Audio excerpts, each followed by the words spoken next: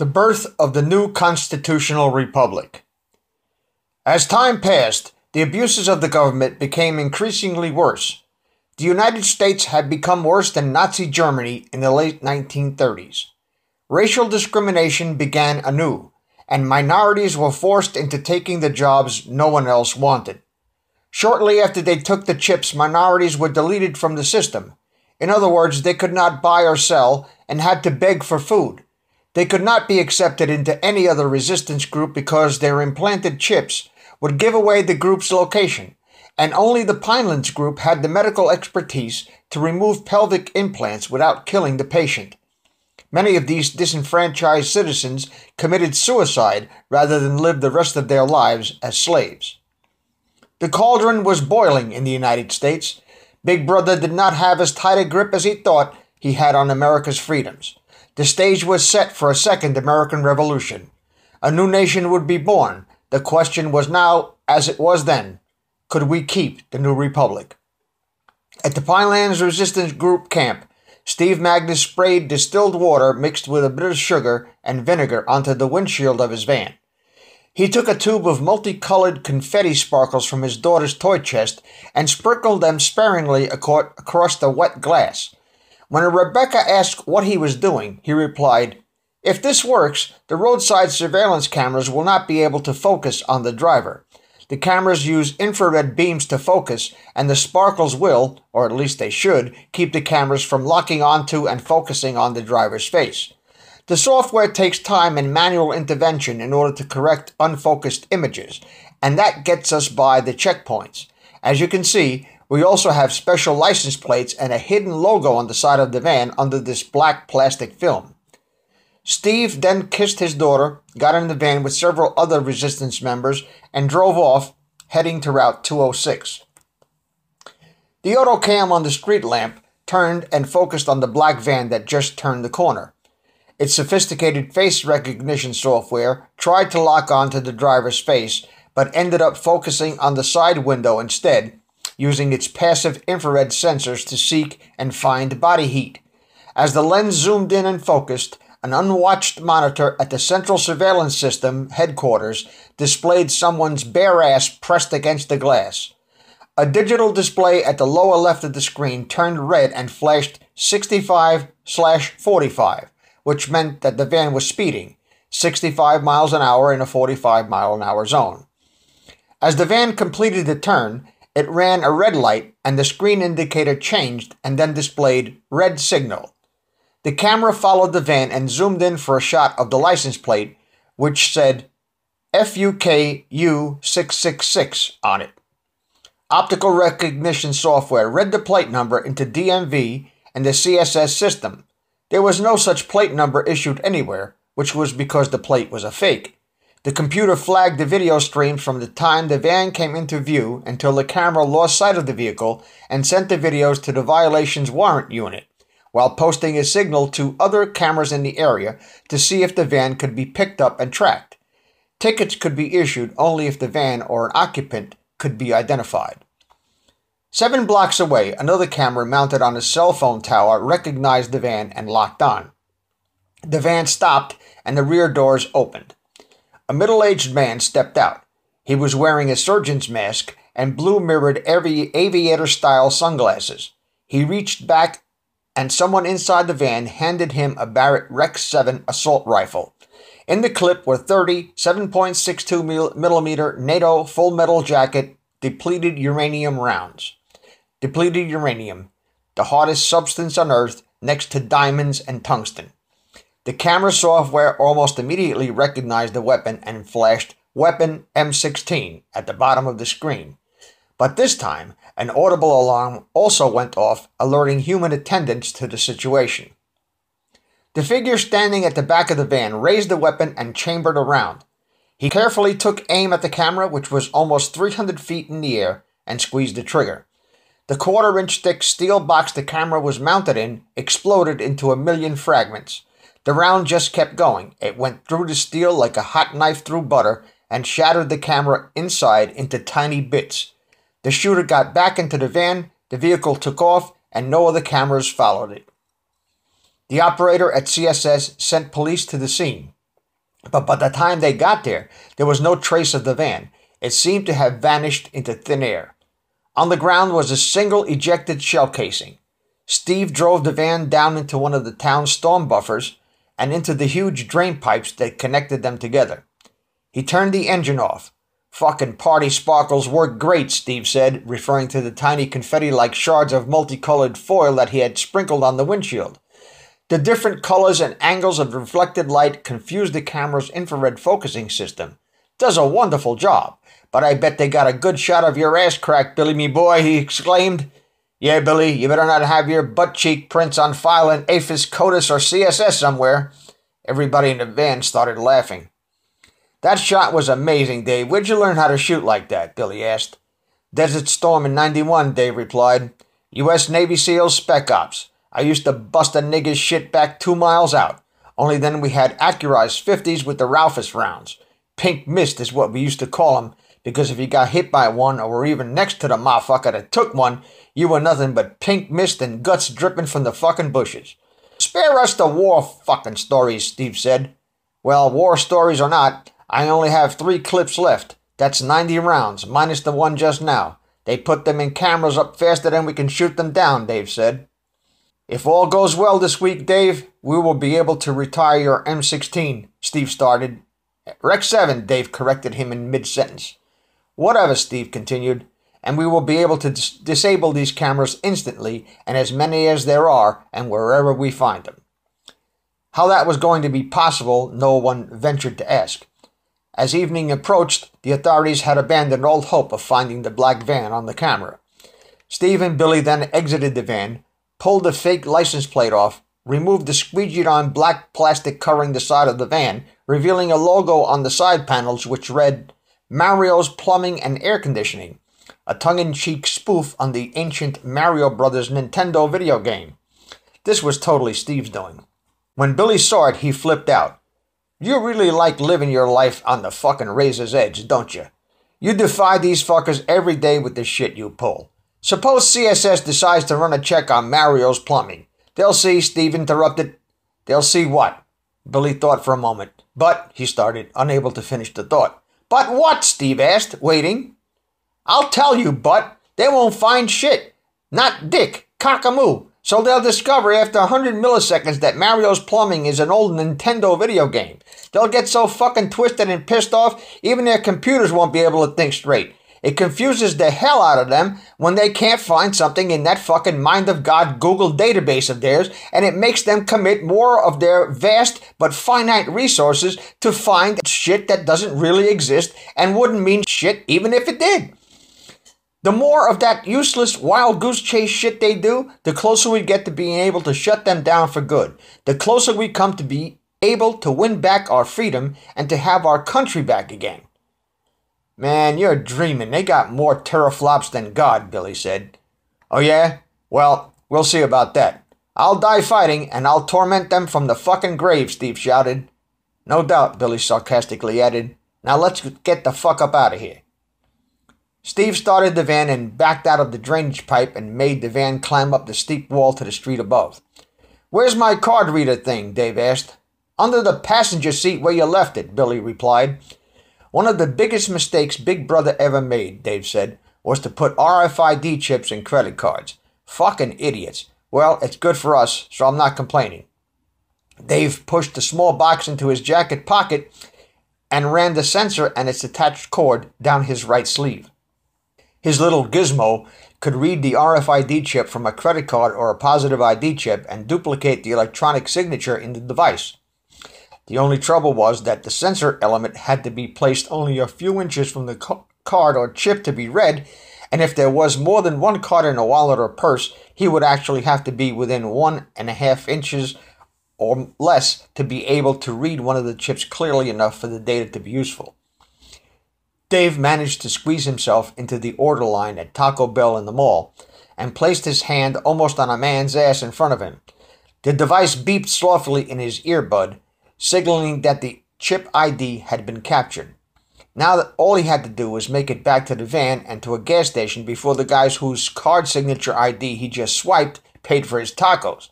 A simultaneous purchase at two separate locations always triggered a fraud alert, and police would then issue bolos and take both users into custody until the real card or chip owner was determined, which wouldn't take long, seeing that Dave had his pirate box device in his possession.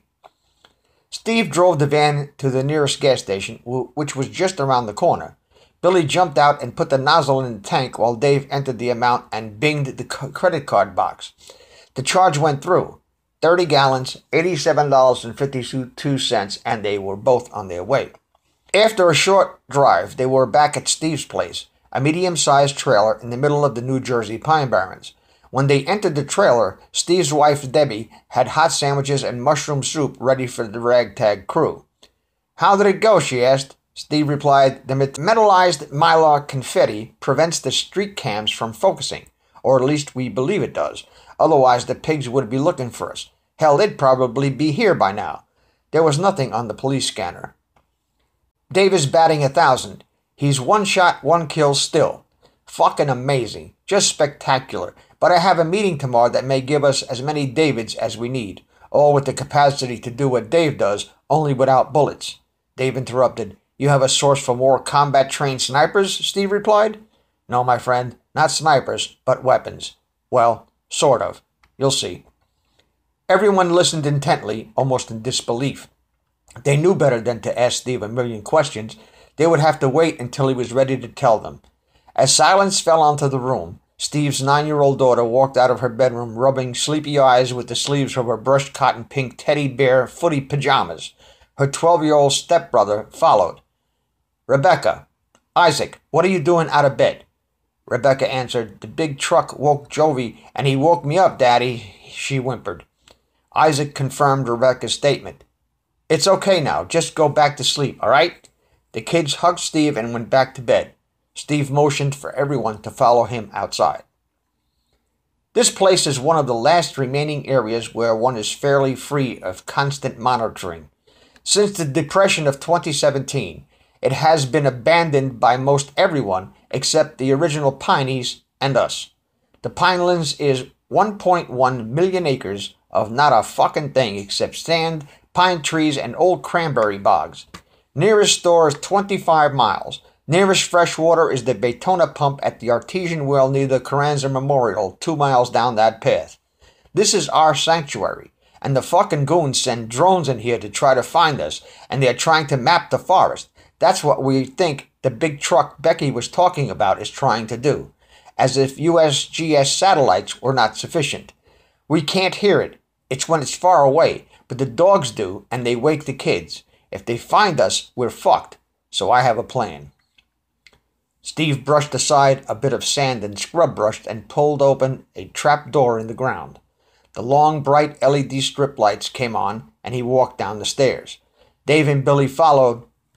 Inside was a large space. It was built a decade or so ago out of half a dozen 40-foot steel shipping containers welded together to form 4 40 by 12-foot rooms joined by a corrugated steel storm drain pipe corridor. At the end of the corridor was a huge storage space. Inside were enough provisions, non-perishable MREs, and canned goods to last the family several years. An internal water pump drawing water from an artesian well dug directly beneath the bunker, and enough weapons and ammunition to supply a few platoons of men for many months. "As you know," Steve began, "the New Jersey Pine Barrens is home to a dozen of these little outposts. Billy was aware of this one, but didn't know there were more, and Dave was completely taken by surprise.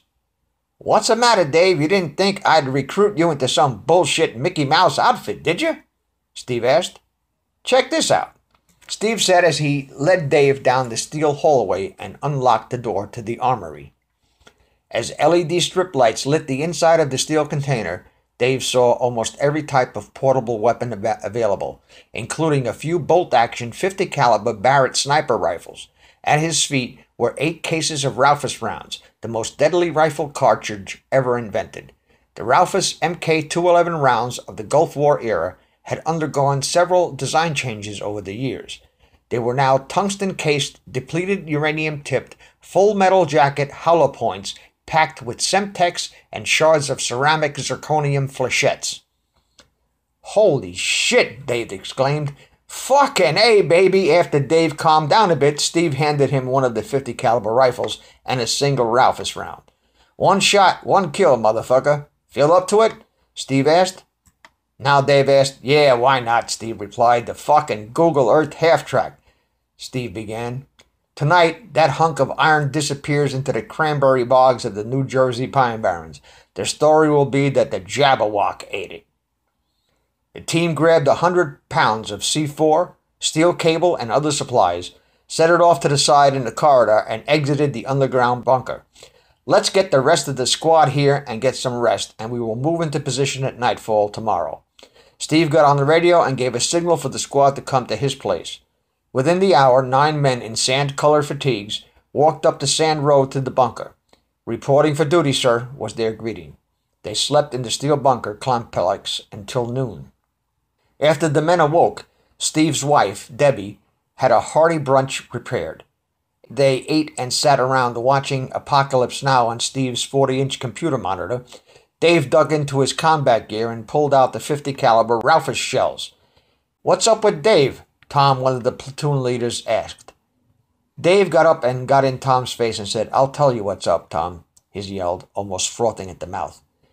"This here is the titanium dick of destiny. When you have a few of these and a Barrett 50, you're a god to as many motherfuckers as can stand in a 100-yard circle. Send the fucking lightning and make the milkshakes out of all your motherfuckers." "He's twisted," Steve said. "Hey, Dave, where did you get that hydro, man?" Steve asked. "Half a key in my backpack, but I got no papers," Dave said. "Fine," Steve replied. "Smoke 'em if you got 'em." Tom and Bruce dug through Dave's backpack and found the pound bag of buds, piled them in a large metal ashtray, poured a bit of gunpowder on them, and set them on fire. When the buds started to burn, Bruce smothered the flames with an empty coffee can and then removed it, revealing a pile of bud coals. The room instantly filled with thick, sweet smoke. The bunker's air vents fed the aroma up the air shaft into the still, early evening air. It hung over the white sugar sand pine forest like the pillar of cloud in the book of Exodus. Tomorrow, the Google Earth half-track would be history, or we would all be dead. It is customary for a warrior to get intoxicated the night before a battle he might not walk away from alive. All of them got twisted for a few hours, and then it was down to the serious business of planning and coordinating a precision military operation. At 1900 hours, Steve called the platoon together and started the briefing. As you all know, the most effective weapon used by the government is the CSS, Central Surveillance System. CSS in turn is powered by information gathering machines like surveillance drones and that fucking white Google Earth half-track they have running around our forest here. Well, this is our forest and our home, and we're going to scatter bits of this thing and every other piece of hardware they send in here after it all over the cranberry bogs of our forest home.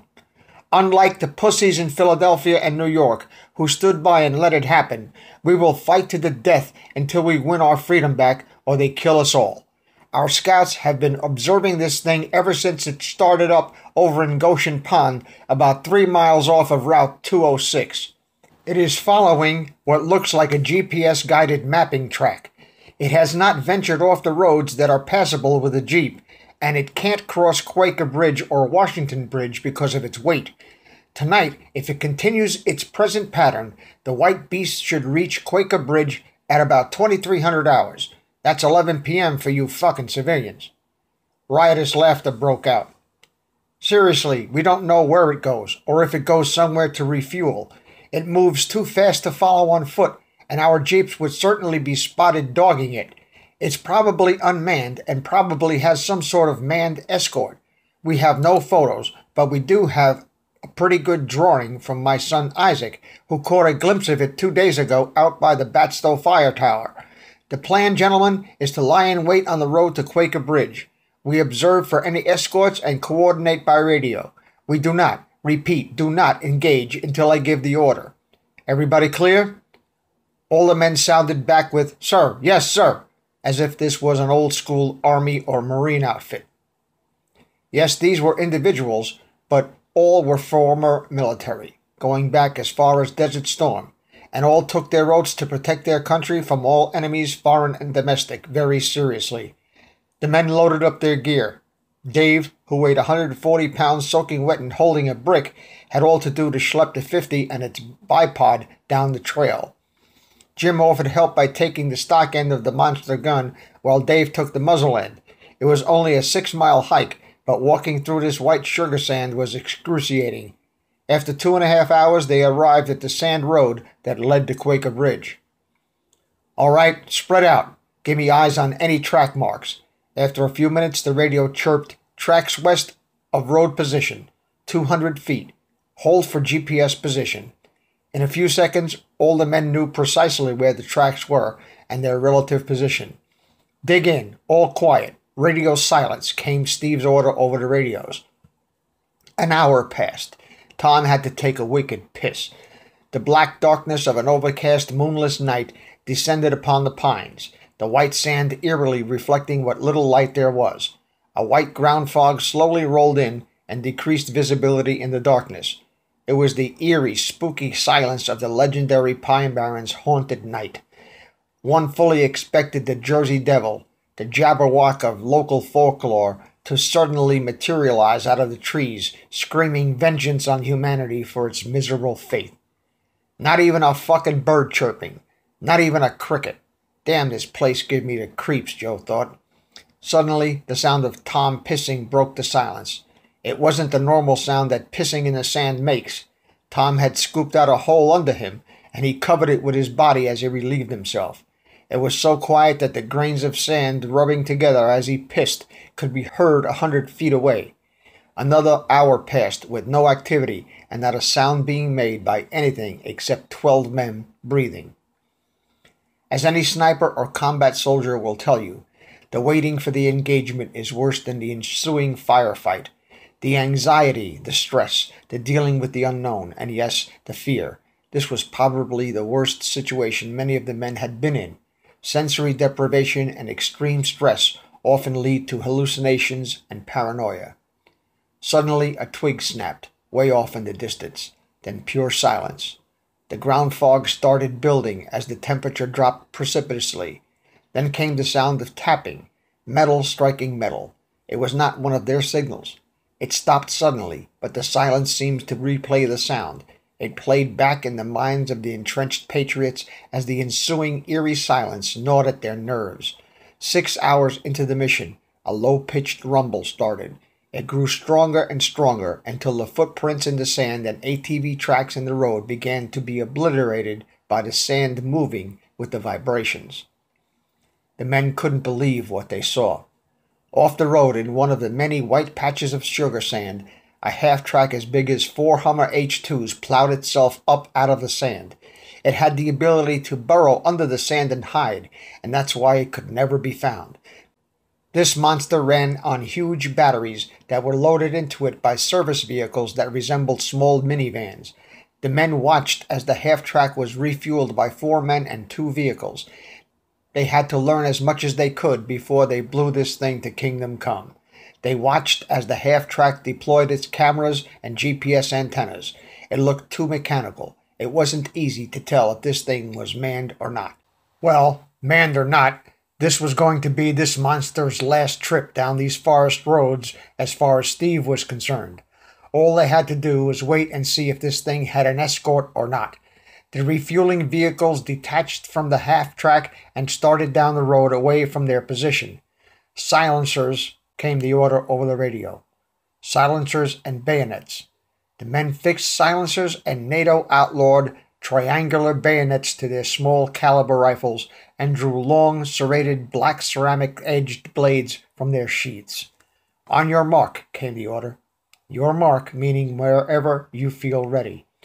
10 men in the platoon simultaneously opened fire on the 4 men in the resupply vehicles, and the sound of silencers broke the dead silence of the foggy forest.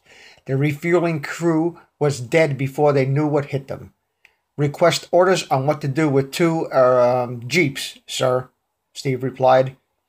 Leave them for salvage. The men then rejoined the others as the half-track started slowly down the sand road to Quaker Bridge.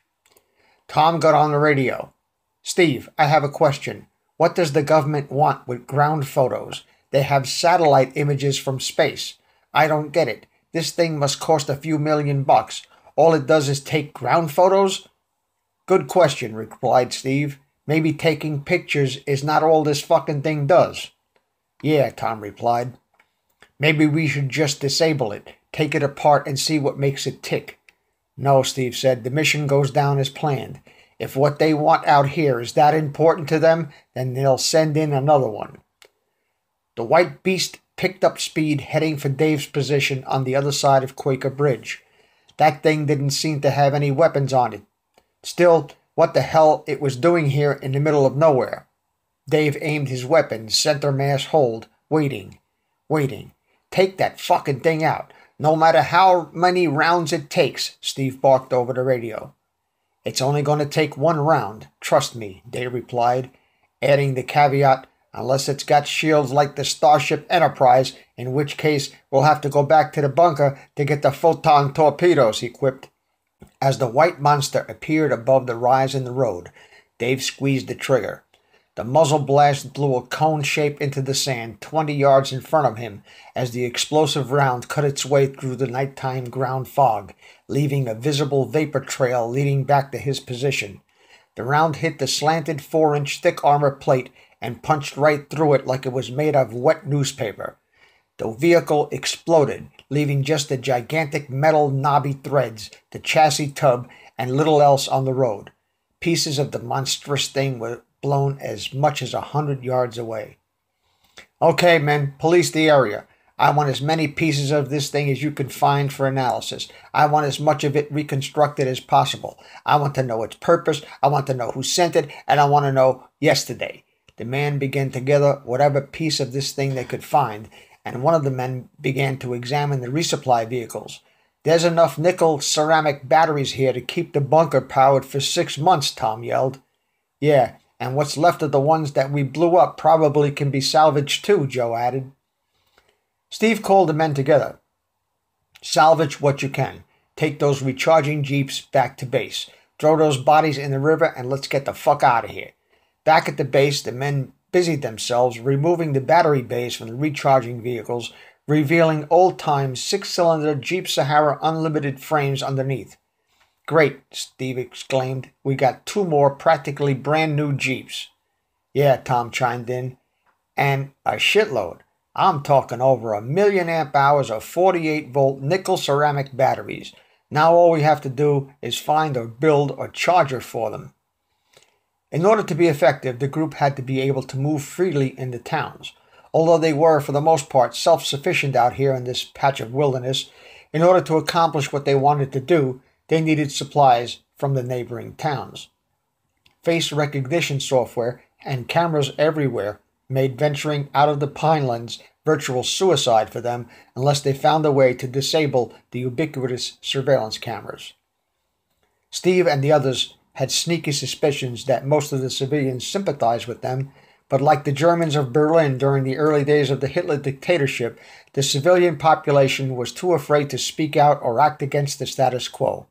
After several years, Steve had found a local businessman who seemed eager to help. Steve would know just how much help he was able and willing to offer in the morning. Just before sunrise, Steve woke Dave and both of them had a quick breakfast. Who is it that we are going to see? Dave asked. We're going out to Route 73 in West Berlin, out to the business park, Steve answered. That's dangerous. There's a fucking shitload of road cams, Dave said. Yeah, I know, but we gotta do this, Steve replied. The two got into one of the salvaged jeeps. Steve went to the windshield and sprinkled the multicolored confetti on it. The road cams wouldn't be able to scan their faces, but they would be able to read the license tags. Steve was counting on bureaucratic inefficiency that the vehicle's tags would not be reported as destroyed to DMV just yet. If he was wrong, they'd be surrounded by military police as soon as the cameras picked them up. Steve drove out to the Baytona water pump and filled the Jeep's 4 water cans and the wiper reservoir. They bolted out of the sand at the Carranza Memorial and onto Carranza Road. They passed the road that led up to the old Yardville Penitentiary, the outskirts of the abandoned town of Tabernacle, and finally onto Route 206, traveling southbound. Turning onto the White Horse Pike, they drove for 20 minutes to Berlin, then turned on to Cross Keys Road and were on northbound Route 73 in short order. Autographed hardcover special edition copy of Land of Childhood's Fears will be sent to you for a $100 donation. You can get the book from Amazon or buy it directly from the publisher at lulu.com. Links are in the description section.